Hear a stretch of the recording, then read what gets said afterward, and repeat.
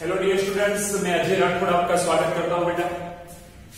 आज के इस वीडियो लेक्चर के अंदर हम एक्सरसाइज मिसलेनियस एक्सरसाइज 1 के क्वेश्चन नंबर 3 से लेके आगे के सम कंटिन्यू करेंगे। ओके, देखिए ये जो एक्सरसाइज है मिसलेनियस, उसके अंदर जो भी सम थी वो थोड़े से लॉजिकल सम, मीन्स कई सारे ऐसे सम होंगे जो आपको इजीली पता चलेंगे, लेकिन कई सारे सम ऐसे होंगे जिसका सिर्फ क्वेश्चन आपको समझ में आ गया तो आप अपने कॉन्सेप्ट के हिसाब से सम को इजीली सॉल्व कर सकते हो। ओके, तो यहाँ पे मैं हर एक सम को पर्सनल कराने वाला हूँ बेटा। ओके, चाहे एक लेक्चर के अंदर 5 या 6 सम ही क्यों ना आए, ओके, लेकिन हर एक सम को परफेक्टली करेंगे ताकि आपको रिलेशन एंड फंक्शन में अब तक कोई डाउट नहीं रहा है तो आगे भी कोई ना रहे। चलिए स्टार्ट करते हैं। क्वेश्चन नंबर 3 अगर आप देखो तो क्वेश्चन नंबर 3 एकदम इजी है। ओके, कौन सा है? कोई फंक्शन है from R to R, f of x कुछ दिया है x square minus 3x plus 2 and find करने का बोला f of x is equal to 1। Sir एकदम इजी सम है। ओके, चलिए सॉल्व करते हैं बेटा। सम की सिर्फ मैं आपको हिंट दूंगा क्योंकि ऐसे सम आप कर सकते हो, इजीली कर सकते हो। आपको यहाँ पे f of x फाइंड करना है तो यहाँ पे ब्रैकेट में f of x क्या है, ये रहा, तो यहाँ पे x square minus 3x plus 2। Okay, अब मैं अगर f of x देख रहा हूं तो सभी जगह पे x होगा। देखिए अगर f of दिस टर्म आपको फाइंड करनी है तो जहां पे x दिख रहा है वो पूरा टर्म लिखिए x square minus 3x plus 2 का होल स्क्वायर। यहाँ पे x के प्लेस के ऊपर मैंने ये टर्म लिखी माइनस 3 इंटू इस टर्म को वापस देखना है क्योंकि आप सिर्फ यहाँ पे देखिए f of x था तो x square minus 3x plus 2। अब f of x square minus 3x plus 2 हो गया, जहां पे x दिख रहा है वहां पे ये पूरा ब्रैकेट उठा के रखते हैं और कुछ नहीं। Okay, plus 2। चलिए इसका सॉल्यूशन कैसे करेंगे? यहाँ पे एक टर्म लिखिए a plus b plus c का स्क्वायर, तो इसका फॉर्मूला मैं आपको यहाँ पे लिख के दे रहा हूँ a plus b plus c का होल स्क्वायर। क्या फॉर्मूला आएगा? a square plus b square plus c square plus 2ab plus 2bc plus 2ac। Okay बेटा, यहाँ पे आपको a क्या दिख रहा है मैं लिख के दे रहा हूँ a is equal to x square, b is equal to minus 3x and c is equal to 2। Okay, ये फॉर्मूला के अकॉर्डिंग, इस फॉर्मूला के अकॉर्डिंग आप इसको सोल्व कर सकते हो। माइनस 3 अंदर मल्टीप्लिकेशन तो प्लस 2, जो भी आंसर आए सिंप्लीफिकेशन करके जो भी आंसर आए वो आपका आंसर। ओके, तो ये हमारा क्वेश्चन नंबर था 3। क्वेश्चन नंबर 4 के ऊपर ये आप कर सकते हो। ओके, ये हम 8, 9, 10 टर्म के अंदर भी करते हैं ऐसा सिंप्लीफिकेशन, इसलिए मैंने आपको यहाँ पे फॉर्मूला भी लिख के दिया है। क्वेश्चन नंबर जो 4 है बहुत अच्छा क्वेश्चन है, सिर्फ इसका सिर्फ क्वेश्चन समझिए आप बोलना क्या चाहता है कि भाई मेरा फंक्शन f होगा जिसका डोमेन होगा r और रेंज होगा x belongs to r such that -1 less than x less than 1। Okay, f of x defined by f of x कैसे डिफाइन होता है तो भाई x अपॉन 1 प्लस मॉड में x ऐसे डिफाइन। ओके, अब जो फंक्शन है ओके इज 1 1 एंड 1 2 ऐसा मुझे शो करना है। चलिए 1 1 1 2 करने के लिए क्या करेंगे, क्योंकि सर 1 1 1 2 प्रूफ करने के लिए आपके पास एक ही तरीका है। 1 1 प्रूफ करने के लिए क्या करना पड़ेगा, f of x1 is equal to f of x2 लेके x1 is equal to x2 दिखा दीजिए। 1 2 प्रूफ करने के लिए सेट B में जो भी एलिमेंट्स है उसकी प्री इमेज सेट A के अंदर होनी चाहिए, ये हमने आगे सीखा। ओके, चलिए लेकिन यहाँ पे एक चीज समझना पड़ेगा सर, जो आपका फंक्शन है उसका डोमेन क्या है r, डोमेन रियल नंबर के अंदर पॉजिटिव भी आता है और नेगेटिव भी आता है। तो यहाँ पे मॉड्यूलस जो है, जब भी आपको क्वेश्चन के अंदर मॉड्यूलस दे तब आपको ये सोचना होगा सर मॉड्यूलस या तो प्लस आंसर देगा या तो माइनस आंसर देगा। ओके, तो यहाँ पे मैं f of x के दो पॉसिबिलिटी लिख रहा हूँ। मेरा फंक्शन ऐसा बिहेव करेगा x अपॉन 1 प्लस x, ऐसा कब जब x ग्रेटर और इक्वल टू 0 होगा and 1 upon x upon 1 minus x। देखो मोड x की वैल्यू चेंज की, मोड x की जगह पे x पॉजिटिव x कब रखूंगा जब x की वैल्यू ग्रेटर और equal to 0 and mod x की जगह पे माइनस x कब रखूंगा जब x की वैल्यू लेस देन 0। बस हो गया सब। ओके, अभी मैंने इसे क्वेश्चन समझा है, अब आगे बढ़ते हैं। तो आपको यहाँ पे ये चीज पता होनी चाहिए, अगर मुझे 1 1 प्रूफ करना है, क्या प्रूफ करना है बेटा 1 1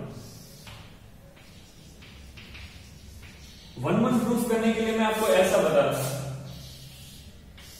सपोज 1 लिया, यहां पे 2 लिया, 1 रखने पे आंसर 4 आ रहा है, 2 रखने पे आंसर 6 आ रहा है। ओके, तो यहां पे आप क्या बोल सकते हो, यहां पे आप ये बोल सकते हो कि 1 एलिमेंट 1 के साथ जुड़ा, एक एलिमेंट 1 के साथ जुड़ा, ये 1 1 आपको दिख रहा है।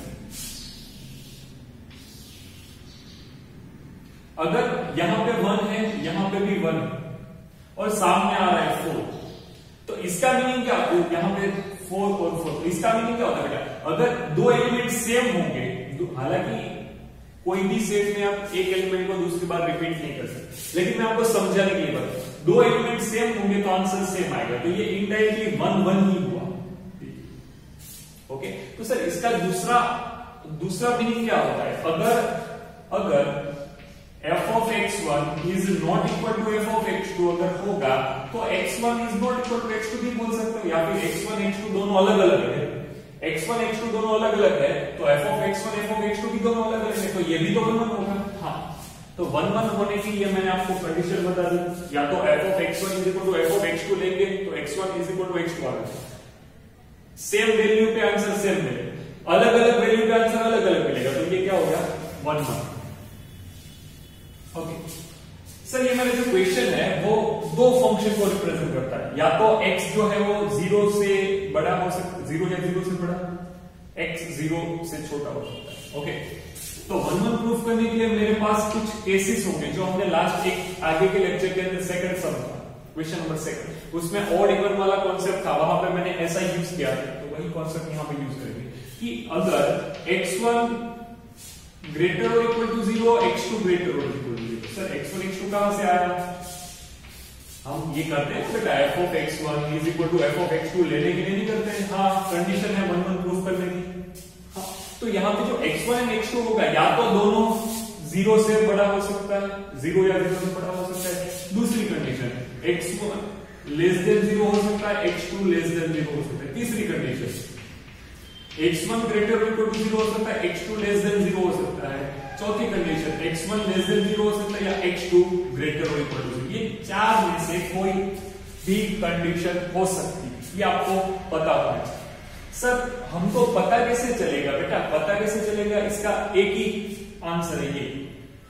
अगर आप यहां पे देखोगे आपको फंक्शन दो पार्ट में मिलेगा, आपको लेना क्या है, x के लिए सोचना है, यस, तो x मेरा या तो ये वाला हो सकता है या तो ये वाला, मुझे दो x है, x1 x2 दो लेना, ओके 1 1 प्रूफ करने के लिए, तो या तो दोनों के दोनों 0 से बड़े, दोनों के दोनों 0 से छोटे हो सकते हैं, नेगेटिव, एक 0 से बड़ा एक 0 से छोटा, या फिर एक 0 से छोटा एक 0 से बड़ा, ऐसा ले सकता हूं। ओके, तो ये चार कंडीशन है, इसके बारे में मैं आपको ब्रीफली बताऊंगा प्रूफ करके। चलिए फर्स्ट कंडीशन लेते हैं, first case x1 greater equal to 0, x2 greater equal to 0। Okay, जरा संभलना बेटा, मैं ऊपर वाला क्वेश्चन रख कर लेता हूं, आई होप कि आपने इसका डेटा लिख लिया होगा और हिंट लिखी होगी। ओके, अगर नहीं लिखा है तो एक बार वीडियो को पॉज करो और लिख लो। चलिए कंडीशन नंबर फर्स्ट, सर यहाँ पे f of x1 के लिए क्या लेना है, ग्रेटर और इक्वल टू 0, ग्रेटर और इक्वल टू 0 मतलब ये वाला फंक्शन रखेंगे, जरा समझना, x1 upon 1 plus x1 is equal to x2 upon 1 plus x2। दोनों के दोनों केस के अंदर मुझे यही वाला फंक्शन लेना पड़ेगा, क्योंकि यहाँ पे मैंने दोनों x1 x2 दोनों ग्रेटर और इक्वल टू 0 ले। सोल्व करते इसको, यहाँ पे मल्टीप्लाई तो x1 plus x1 x2 plus x1 x2, दोनों साइड से x1 x2 कट हो जाएगा, यहाँ पे x1 is equal to x2 आया, सर सही बात है, f of x1 is equal to f of x2 आया, लिया था तब x1 is equal, मतलब आप x1 की वैल्यू और x2 की वैल्यू अगर सेम लोगे तो फंक्शन सेम मिलेगा, सीधी सी बात है। तो क्या हो गया 1 1। ओके, इस कंडीशन पहली कंडीशन के हिसाब से 1 1 मैंने प्रूफ किया। चलिए दूसरी कंडीशन देखते हैं। ओके, जरा देखना बेटा, यहां से ये कंडीशन सोची फिर ये पहली कंडीशन, दूसरी कंडीशन क्या होती है, x1 less than 0, x2 less than 0। Okay, दोनों के दोनों, तो नीचे वाला फंक्शन लेना पड़ेगा, तो f of x1 लेते हैं is equal to f of x2। Okay, f of x1 मतलब x1 upon 1 minus x1 is equal to x2 upon 1 minus x2। Cross multiply कीजिए, x1 minus x1 x2 is equal to x2 minus x1 x2। ये दोनों cut हो जाएगा, तो मुझे answer मिल गया x1 is equal to x2। Yes sir, सही बात है, सीधी सी बात है। तो ये भी क्या कंडीशन के मुताबिक 1 1 मिल गया। अब थर्ड केस सोचते हैं, जरा देखो बेटा, अब थर्ड केस में थोड़ा डिफरेंट हो जाएगा। ओके, थोड़ा सा अलग मिलेगा आपको, लेकिन कॉन्सेप्ट के हिसाब से बनना नहीं है। कैसे? मुझे x1 ग्रेटर इक्वल टू 0 लेना है, तो यहाँ पे कौन सा फॉर्म है? ऊपर वाला। तो f of x1 is equal to f of x2। पहले मैं ये चेक करता हूं। ओके, ग्रेटर और इक्वल टू 0 में ये लो x1 upon 1 plus x1 and less than 0, x2 वाला लेस देन 0, तो नीचे वाला फॉर्म यहाँ पे क्या आएगा? x2 upon 1 minus x2। Okay, cross multiply कीजिए। ओके सर, देते हैं यहाँ पे x1 minus x1 x2 is equal to x2 plus x1 x2। Okay sir, एक काम करिए, यहाँ पे अगर आप लेके आओगे तो x1 माइनस x2 लिखोगे इज इक्वल टू, ये उस साइड 2x1 x2। चलिए, अब मुझे आंसर ये मिला, आंसर ये मिला, जरा संभलना बेटा। तो मैं यहां से मोरल क्या निकाल सकता हूं? ये जो आंसर मिला उसके हिसाब से मैं लिख क्या सकता हूं? ओके, यहाँ पर मैं x1 is equal to x2 तो लिख नहीं सकता क्योंकि ऐसा आंसर मिला। ओके, तो जरा सोचिए, आपने x1 क्या लिया था? 0 या 0 से बड़ा लिया था, तो ये पॉजिटिव नंबर है, ये वाला पॉजिटिव नंबर। माइनस x2 क्या लिया था? नेगेटिव लिया था, तो मतलब ये नेगेटिव नंबर हुआ नहीं। तो पॉजिटिव नंबर सपोज ऐसा 3 माइनस -2, तो इसका आंसर क्या मिलेगा? कुछ भी मिलेगा, लेकिन होगा पॉजिटिव, मतलब इसका आंसर मुझे पॉजिटिव मिल जाएगा। क्या मिल जाएगा बेटा? पॉजिटिव। लेफ्ट हैंड का आंसर मुझे पॉजिटिव मिला, जरा सिंपल। एंड राइट हैंड का आंसर मुझे क्या मिल रहा है? राइट हैंड का आंसर मुझे नेगेटिव मिला। देखो कैसे नेगेटिव, कैसे नेगेटिव? x1 ग्रेटर और इक्वल टू 0 है, x2 लेस देन 0, एक पॉजिटिव एक नेगेटिव का मल्टीप्लिकेशन मुझे नेगेटिव मिलेगा। तो सर आगे हम क्या पढ़ेंगे कि भाई x1 is equal to minus x2, ऐसा तो होता नहीं है कहीं पे। क्या आगे हम ये देखा था ना कि भाई x1 is equal to plus और माइनस x2 आया, तब मैं बोल देता था कि भाई ये 1 1 नहीं, ऐसा मैं बोल देता। ओके, लेकिन यहां पे मुझे क्या सोचना पड़ेगा? यहां पे मुझे ये सोचना पड़ेगा कि sir positive is not equal to negative, ये तो बात फिक्स। ओके, पॉजिटिव, तो यहां पे मैं क्या लूंगा कि sir f of x1 is equal to f of x2 मैंने लिया था जब, तो मुझे आंसर जो है वो गलत मिलता, ऐसा जो मैंने मोरल निकाला वो मुझे सही नहीं मिल रहा अकॉर्डिंग टू मैथ्स। तो मैं ऐसा बोल सकता हूं, so f of x1 is not f of x2, that implies x1 is not equal to x2। ऐसा भी तो हो सकता है। हाँ, हो सकता है। ओके, ये हमने लिया था, एज्यूम किया, तब ये जो मिला आंसर गलत है, तो ऐसा मैं बोल सकता हूं जो हमने लिया वो गलत हो सकता है। हाँ, ये गलत हो सकता है, तो सही क्या होगा? ये होगा f of x1 is not equal to f of x2। एक सीधी सी बात है ना, यहां पे 2, यहां पे 3, यहां पे a, यहां पे b। देखो x1 x2 दोनों अलग अलग है, दोनों इक्वल नहीं है, तो f of x1 f of x2 दोनों अलग अलग है। ओके, तो इसका सीधा ठीक ये होता है कि भाई ये 1 1। ओके, आप इसको क्या ले सकते हो बेटा?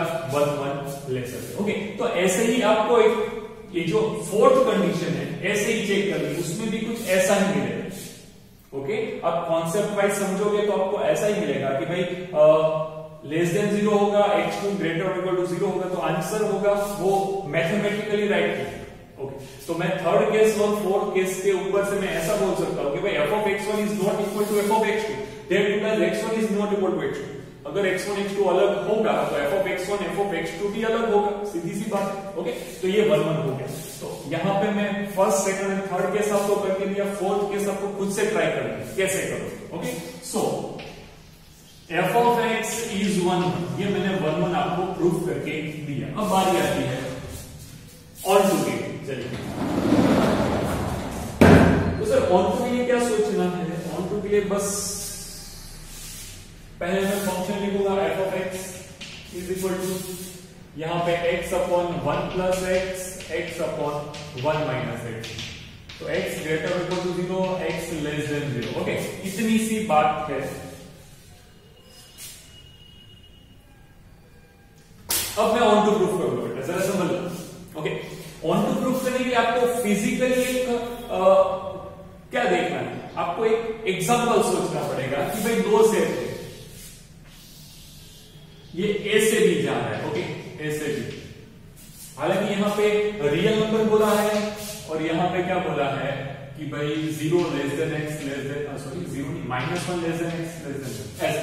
इस वाले सेट में ये वाले नंबर होंगे, हाँ ऐसा ही। तो इस वाले सेट में सारे के सारे रियल नंबर होंगे। जरा सोच सर मैं ऑन टू कब बोल सकता हूँ, जब सेट बी का हर एक एलिमेंट का सेट ए के अंदर प्री इमेज हो तब मैं ऑन टू बोल सकता हूँ। That means full and final. Okay so यहाँ पे दो केस x ग्रेटर और equal to 0, x less than 0। जरा समझना बेटा, y is equal to x upon 1 plus x, y is equal to x upon 1 minus. Okay मैं दोनों side से दो अलग अलग केस के लिए सोच रहा हूँ। मैं दोनों साइड से x को पर्टिकुलर सब्जेक्ट बना रहा हूँ। यहाँ पे y plus xy is equal to x। हाँ इसको इससे लेके आओ, x इज y minus 1 is equal to minus y। समझ में आ रहा है? x को मैं लेफ्ट हैंड में लेके गया तो मैं से कॉमन निकाला x और y माइनस 1 बचा, y को राइट हैंड में, तो x is equal to minus y upon y minus 1। तो x इज इक्वल टू क्या हो गया, y अपॉन 1 माइनस 1। ये मुझे जब x ग्रेटर और इक्वल टू 0 होगा तो मेरा x जो होगा वो इन टर्म्स ऑफ y ये होगा। जरा समझ लो, यहां पे y minus xy is equal to x, इसको उस साइड ले जाओ, y is equal to x, y plus 1 आ जाएगा, तो x is equal to y upon y plus. Okay x ये मिला x। सर दोनों के लिए सोचिए, सेट बी के अंदर मैं कौन कौन सी वैल्यू ले सकता हूं, -0.8, -0.6, -0.5, 0.5 प्लस 0.6 प्लस 0.8। 1 नहीं ले सकता, -1 नहीं ले सकता, ये याद रखना। ओके और रियल नंबर के अंदर तो -3, -2, -1, 0, 1, 2, 3, 4 सारे के सारे रियल नंबर कितने भी आ सकते हैं। अब मेरा ऑन टू का कॉन्सेप्ट क्या बोलता है, ऑन टू का कॉन्सेप्ट ये बोलता है कि भाई सेट बी में से आप कोई भी एलिमेंट उठाओ, कहां पे रखोगे, यहाँ पे y की जगह पे और यहाँ पे y की जगह पे, तो उसके रिस्पेक्टिवली आपको यहाँ पे प्री इमेज मिलना चाहिए। ओके चलिए मैं नंबर बनाता हूं, y is equal to suppose 0.5 मतलब 1/2। ओके तो एक सब तो क्या मिलेगा 0.5 और 1 माइनस 0.5, तो ये मुझे क्या मिल गया बेटा 1। यहाँ पे 1 है, देखो 0.5 के रिस्पेक्ट में 1, सीधी सी बात। ओके आई होप कि आपको आइडिया आ रहा होगा। चलिए अब आप यहां से कोई भी वैल्यू उठाए, यहां पे रखिए, यहां पे। ओके चलिए यहां पे काम करते हैं, 0.5 अपॉन 1.5 बच गया। ओके तो ये क्या होगा 5 अपॉन 15 हो गया, तो 1/3 इसके अंदर होगा, हाँ सर होगा ही। तो आप ऐसा बोल सकते हो कि भाई सेट बी के हर एक एलिमेंट के रिस्पेक्ट में, सेट बी के हर एक एलिमेंट के रिस्पेक्ट में प्री इमेज सेट ए के अंदर मिलती। ओके यहां पर मैं लिखूंगा फॉर ऑल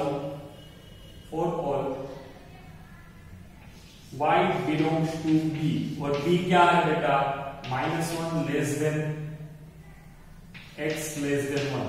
ओके b का तो सेट नहीं है ना, ऐसे बता सकते हो आप इसको, कैसे बता, -1 से 0 के बीच में ऐसे तो बता सकते हो b ये वाला set. Okay for all y belongs to b, उसका जो डोमेन है सॉरी रेंज है सेट ए का ये रेंज होगा। ओके वो ये for all y belongs to b, every element has at least one preimage in set A, A belongs to R, so it is on 2। Okay बस इतना था, ये था एकदम सिंपल सा सम था। ओके अब क्वेश्चन नंबर 5 अगर आप देखोगे तो क्वेश्चन नंबर 5 एकदम सिंपल है। क्वेश्चन नंबर 5 के अंदर मुझे ऐसा बोला है, यहाँ पे ये आपको ही करना है, मुझे ऐसा बोला है कि भाई f of x को दिया है इज इक्वल टू x2, वो इंजेक्टिव है। इंजेक्टिव का दूसरा मीनिंग क्या होता है बेटा, इंजेक्टिव का दूसरा मीनिंग होता है 1। ओके तो f of x1 is equal to f of x2 check करना है, तो x1 का cube is equal to x2 का क्यूब। ओके क्यूब रूट निकालो तो x1 is equal to x2 आ जाएगा। यस सीधी सी बात है, तो ये इंजेक्टिव हो जाएगा। ओके तो अच्छे से क्वेश्चन नंबर 5 को प्रिपेयर करना बेटा, प्लीज नोट इट डाउन। बेटा क्वेश्चन नंबर 6 के अंदर हमें ऐसा बोला है क्वेश्चन के अंदर कि गिवन एग्जांपल, ठीक है, मुझे कोई दो फंक्शन f जी के एग्जाम्पल दे रहे हैं। कैसे? Such that gof is injective, मतलब गॉफ जो होगा composition of f and g होगा वो इंजेक्टिव का मीनिंग होता है 1 and g is not injective. ऐसे कोई 2 एग्जाम्पल आपको दे देंगे। ओके चलिए और एक बार सर आप अगर ये सम और इसके बाद 6 वाला करना चाहते हो तो आप एक बार एग्जाम्पल नंबर 22 एंड 23 ओके इसी चैप्टर का एग्जाम्पल 22 23 एक बार देख लेना कि आपको उससे एक आइडिया मिल जाएगा कि ये सम हम कैसे कर सकते हैं। ओके चलिए आपको ये भी याद रखना पड़ेगा कि अगर f जो है वो 1 1 है, g जो है वो 1 1 है तो मेरा function gof composition of function 1 1 होगा। लेकिन मेरा फंक्शन गॉफ अगर 1 1 है तो ये जरूरी नहीं है कि भाई f एंड g दोनों 1 1 हो। ओके कोई एक 1 1 हो सकता है, ऐसी बात। आप इसके लिए एग्जांपल 22 एग्जांपल 23 अच्छे से एक बार चेक कर लें। ओके एकदम सिंपल है। क्वेश्चन के अंदर मुझे कुछ हिंट भी दी है, चलिए हिंट दी है मतलब देखो इस टाइप के क्वेश्चन से आपका नॉलेज चेक करते हैं। ऐसे क्वेश्चंस एग्जाम में जनरली नहीं पूछे जाते। ओके तो हम ये सोचेंगे कि सर कैसे हम क्वेश्चन को रीड कर सकते हैं। सबसे पहले मुझे कंपोजिशन ऑफ फंक्शन लेना है अगर तो मैं आपको बस एरो डायग्राम से ये प्रूफ करा सकता हूं।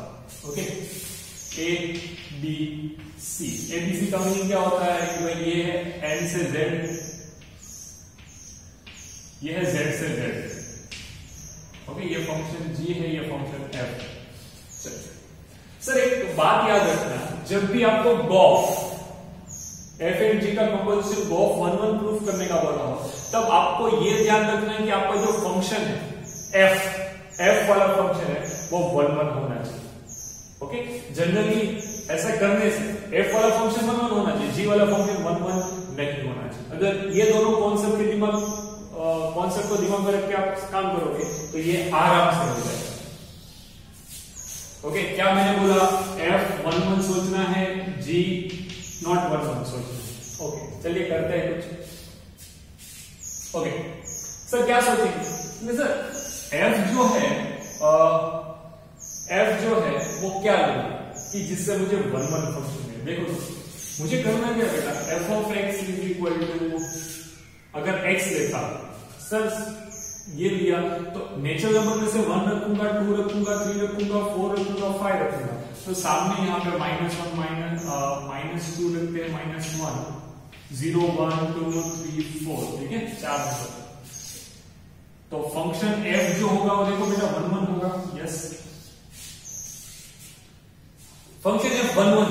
सर मुझे फंक्शन एफ के बारे में कुछ बोला ही नहीं। ओके कोई बात नहीं, लेकिन मुझे वो गॉफ के वक्त काम आएगा। गॉफ तो गॉफ का डोमेन और रेंज क्या होगा, डोमेन होगा एन और रेंज होगा जेड, ये आपको पता होना है।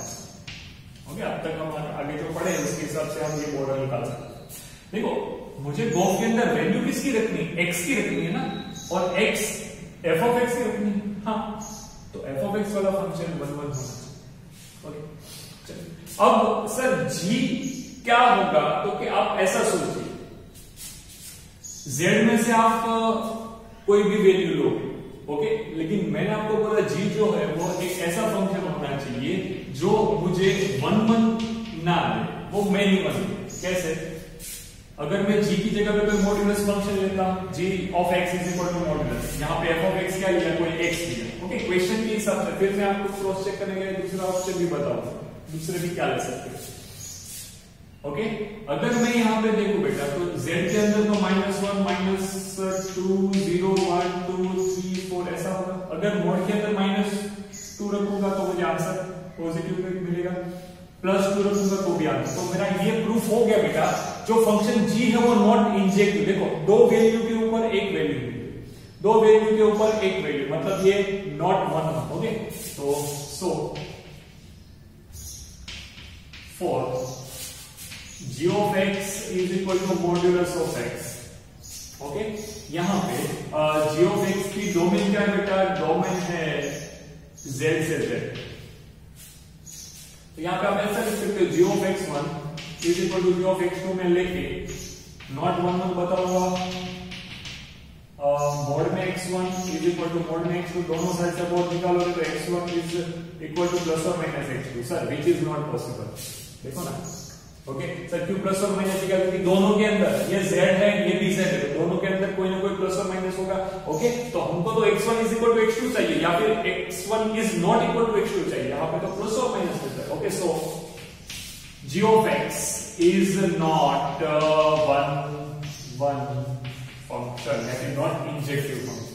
अब मैं आपको एक और एडवाइस देना चाहता हूँ। सर g of x की जगह पे मैंने मोड लिखा, मोड x लिखा, अगर वो ना लिखना हो तो क्या लिखूंगा, ऐसा कोई फंक्शन लिखो जो 1 1 नहीं बनता। तो सर कौन सा ऐसा फंक्शन है, एक्स स्क्वायर। देखिए अगर मैं g of x स्क्वायर लिखता हूं, ओके तो यहाँ पे -1 का स्क्वायर भी 4 आएगा, प्लस -2 का स्क्वायर भी 4 आएगा, प्लस 2 का स्क्वायर भी 4 आएगा। तो ये g of x की जगह पे आप x स्क्वायर लिख सकते हैं। ओके तो यहाँ पे आपको x रूप में हिंट के तौर पे मोड x दिया है, मैं आपको x स्क्वायर करके भी सोल्व करा सकता हूँ। ओके आप चेक कर सकते हैं g of x की जगह पे x स्क्वायर। ओके अब मुझे मेनली क्या सोचना है कि भाई गॉफ इंजेक्टिव होना चाहिए। गॉफ मिलेगा कैसे, g of f of x। इसका मीनिंग क्या होता है बेटा, g of f of x का मीनिंग होता है कि मैं फंक्शन g के अंदर वैल्यू रखूंगा f, तो फंक्शन g क्या है, मोड x, तो यहाँ पर मोड में f of x। Okay f of x क्या है, तो मोड में x ऐसा है।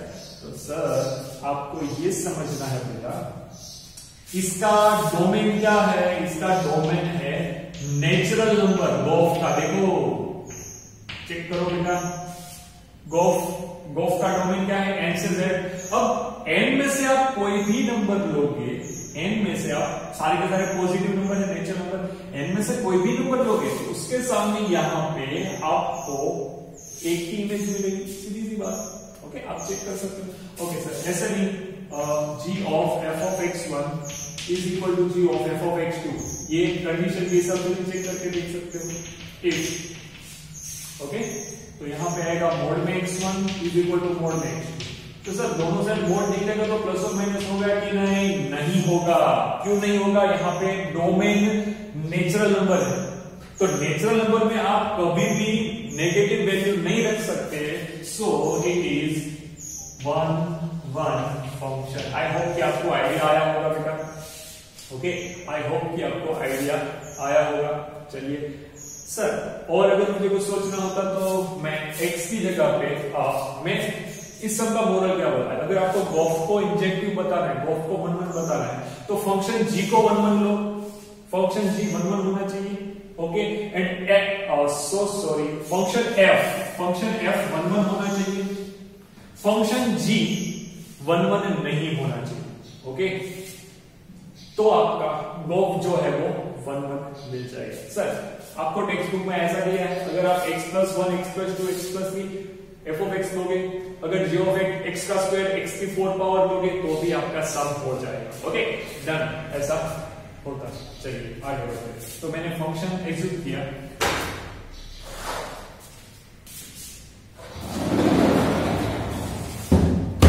चलिए क्वेश्चन नंबर 7 की ओर अगर मैं बढ़ूं तो क्वेश्चन नंबर 7 मुझे क्या पूछा है, मुझे थोड़ा सा सोचना पड़ेगा। 7 के अंदर f का रेंज है n से n, g का रेंज भी है n से n, तो आपका गॉफ का रेंज भी क्या होगा n से n, सीधी सी बात है, रेंज डोमेन दोनों। Okay domain range gof is onto, gof onto है, but f is not onto. चलो ओके f ऑन टू नहीं है, सर सीधी सी बात है। यहां पे फिर से डायग्राम से आपको समझना पड़ेगा। ऑन टू का मीनिंग क्या होता है बेटा, ऑन टू का मीनिंग यही होता है कि अगर मैं फंक्शन f यहां पे ले रहा हूं, फंक्शन g यहां पे ले रहा हूं, तो f के लिए ऑन टू का मीनिंग क्या होता है, सेट b के हर एक एलिमेंट की प्री इमेज सेट a में होनी चाहिए। ओके अगर गॉफ ले रहा हूं, गॉफ को ऑन टू बताना है, तो गॉफ का मीनिंग क्या होता है कि भाई जो c है उसका प्री इमेज a के अंदर होना चाहिए। ओके यहाँ पे n से n आएगा, n से n सभी n है तो आप कंफ्यूज हो गए। इससे अच्छा मैं आपको लिख के दूं, ये f जो है वो ऐसे भी है, b जो है वो b जो g है वो b से c है, एंड गॉफ होगा वो ऐसे c। ओके चलिए सीधी सी बात है, ऐसे c मतलब सारे के सारे नेचुरल नंबर है, इसलिए आपको कोई प्रॉब्लम नहीं है। ओके सर यहाँ पे मुझे एक चीज समझनी है, कौन सी चीज, कि भाई f जो होगा वो ऑन टू नहीं होना चाहिए। तो मैं पहले ऐसा बता दूं कि भाई नेचुरल नंबर में तो ऐसे ही नंबर मिलेंगे,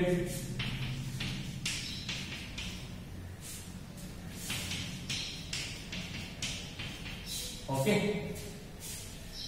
फंक्शन f ऑन टू नहीं होना चाहिए, इसका सीधा सा मीनिंग ये होता है बेटा कि आपको यहां पे किसी एक एलिमेंट को बाकी रखना है। मतलब आप सिर्फ इतनी को देखो, इस सेट का एक एलिमेंट बाकी बचना चाहिए, तो मैं ऐसा बोलूंगा कि ऑन टू नहीं, ओके। तो मैं कोई फंक्शन लेता हूं f ऑफ x प्लस 1 ले लो या फिर x प्लस 2 ले लो, x प्लस 3 लो, कोई भी ले लो, ओके। सर ऐसा ही क्यों लिया? इसका रीजन ये है कि मुझे पहले से बोल दिया कि भाई फंक्शन f ऑन टू नहीं होना चाहिए, तो मैं ऐसा सोचूंगा बेटा यहाँ पे 1 रखो दो, तो 1 प्लस 1 2 डायरेक्टली 1 2 के साथ जुड़ जाएगा, देखो ऐसे 2 3 के साथ, 3 4 के साथ, ऐसा जुड़ने लगेगा।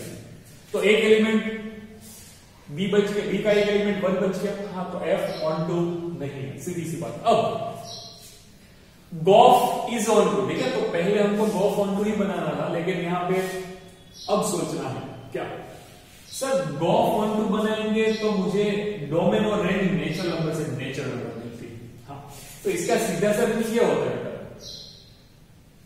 गॉफ ऑन टू बनाना, तो इसका कोई भी एलिमेंट बाकी नहीं बचना चाहिए अकॉर्डिंग टू दिस, इसके, ओके। चलिए अब लेकिन दिमाग में ये रखना कि ये जो सेट है उसका डोमेन ये है, डोमेन कौन है ये, तो जी में से, ओके। सिर्फ पहले आपको जी के लिए ऐसा सोचना पड़ेगा फंक्शन जी क्या होगा। आपका गॉफ जो फंक्शन है पूरा का पूरा डिपेंडेंट हो जाएगा जी के ऊपर, क्योंकि मैंने एफ के बारे में बोल दिया कि भाई एफ ऑन टू नहीं है, ऐसा पहले मैंने प्रूफ कर लिया। अब जी को आपको ऑन टू प्रूफ करना पड़ेगा, कैसे? देखो आपको यह सोचना है कि फंक्शन g को मैं क्या ले सकता हूं, ओके। आपको जो हिंट दी उसके अकॉर्डिंग हम सोचेगा तो x minus 1 x greater than 1 होगा तब, और 1 जब x इक्वल टू, ओके, सीधी सी बात है, ये एलिमेंट आना चाहिए। जब x ग्रेटर देन 1 होगा तो x, देखो ये 2 रखेंगे, यहां पे अगर 2 रखूंगा तो 2 माइनस 1 हो जाएगा, फिर 3 रखेंगे तो 2 आ जाएगा, 4 रखेंगे तो 3 आ जाएगा, ऐसा बन जाएगा, 7 रखेंगे यहाँ पे तो 6 आएगा। इन शॉर्ट आपको जब भी ऐसा बोले कि भाई गॉफ ऑन टू प्रूफ करना है, जी ऑन टू नहीं, सॉरी एफ ऑन टू नहीं है, तो ये जो मेरा जी फंक्शन होगा आपको ऐसा लेना है जिससे जी ऑन टू बने। क्या बने? जी ऑन टू बने। इसका हर एक एलिमेंट का पे में जिसके अंदर होगा, देखो जी के लिए, ओके। तो मैंने जी फंक्शन क्या लिया जी ऑफ एक्स, ओके। चलिए अब सर आप इस सिर्फ फिगर को नोट करिए, सिर्फ फिगर को नोट करिए। तो फंक्शन एफ जो है वो ऑन टू नहीं है, और फंक्शन जी देखो 1 का इमेज मिल रहा है 1, 2 का इमेज मिल रहा है 2, 3 का इमेज मिल रहा है 3, 4 का इमेज मिल रहा है 4। ये सिर्फ एरो के ऊपर नजर करिए, 1 रखा तब आंसर में 1 आया, 2 रखा तब आंसर में 2 आया, 3 रखा तब आंसर में 3, मतलब इसके हर एक एलिमेंट की प्री इमेज सेट के अंदर होगी, okay. So gof is onto but f is not onto. चलिए मैं यहां पे लिख के दे रहा हूं, for f of x is equal to x plus 1, यहां पे सिर्फ एक्स प्लस 1 आएगा नहीं, एक्स प्लस 2 ले लो, एक्स प्लस 3 ले लो। याद क्या रखना है, गॉफ को अगर ऑन टू प्रूफ करना है तो आपको f वाला फंक्शन ऑन टू बताना पड़ेगा, f वाला फंक्शन ऑन टू नहीं बताना है, और g वाला फंक्शन ऑन टू बताना पड़ेगा, याद रखना, ओके। चलिए अब for all y belongs to b, y इसको x इसको y बोले, for all y belongs to b, there is not preimage for element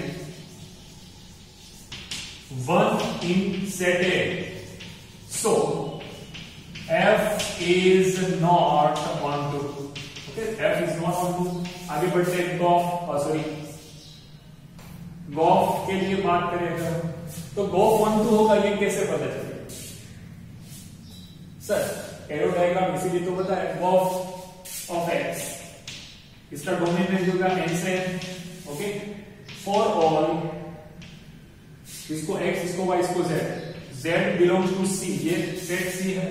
okay, मैंने नाम ही ऐसे दिया आपको कंफ्यूजन है। For one Z belongs to C, there exist at least one pre-image in set A, so GOF is onto function। Okay बेटा, GOF क्या मिल गया मुझे? onto function मिल गया। प्लीज एक बार देख लीजिएगा अच्छे से समझ के सबको सॉल्व करिए। ओके